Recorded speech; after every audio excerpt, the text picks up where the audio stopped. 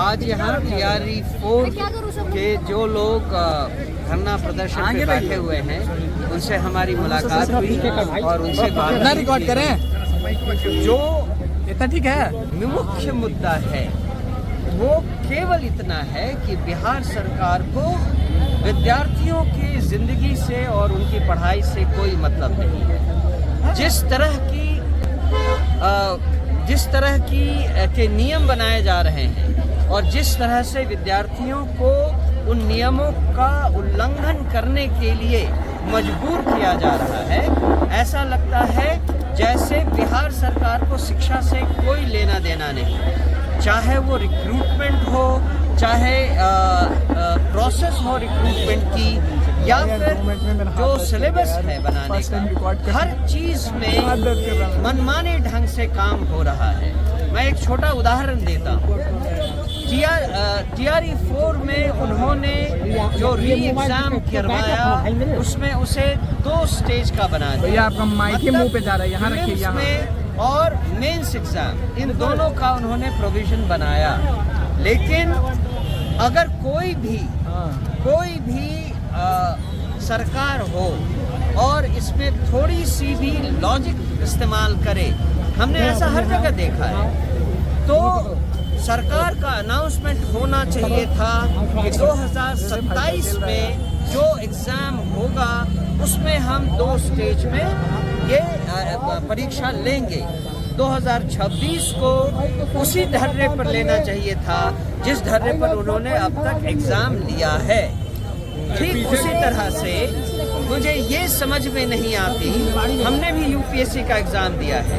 UPSC exam हर साल अपने हर exam को कंडक्ट करवाती है।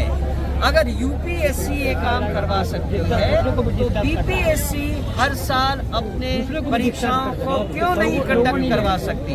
कोई एग्जाम 5 साल में एक बार होता है, कोई तो 18 साल में अभी तक नहीं हुआ है।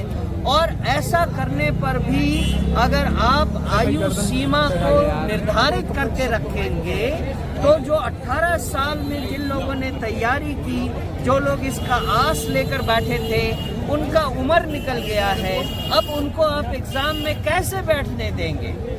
तो इस तरह से मुझे लगता है कि जो भी गड़बड़ियां हुई हैं उनको ध्यान में रखते हुए बीपीएससी को और बिहार सरकार की शिक्षा डिपार्टमेंट को, शिक्षा विभाग को लॉजिकली ध्यान में लेते हुए ये 70वीं बीपीएससी परीक्षा को पूरी तरह निरस्त करने की जो मांग है उसे माननी चाहिए।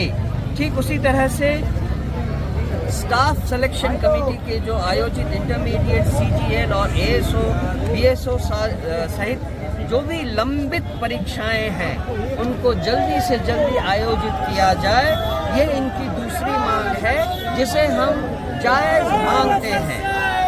ठीक इसी तरह टीआरई की भर्ती प्रक्रिया को पूर्ण करने के लिए 1 कैंडिडेट 1 रिजल्ट की मांग जो रखी गई है, चूंकि एक कैंडिडेट का नाम 3-4 जगहों पर आ जाता है और उसमें फिर जो खाली सीट हो जाती है उनको भर्ती करने के लिए कोई सप्लीमेंट्री नहीं निकाली जाती, और सप्लीमेंट्री अगर निकालते हैं तो उसका फिर कोई इम्प्लीमेंटेशन नहीं होगा।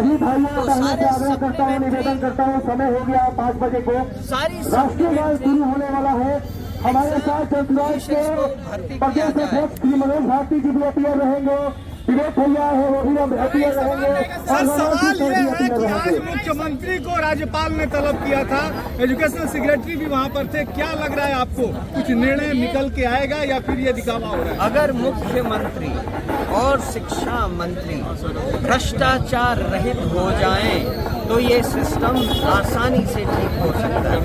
प्रश्न ये है कि क्या मुख्यमंत्री और शिक्षा मंत्री भ्रष्टाचार विहीन सिस्टम को लाने में इंटरेस्टेड हैं या नहीं?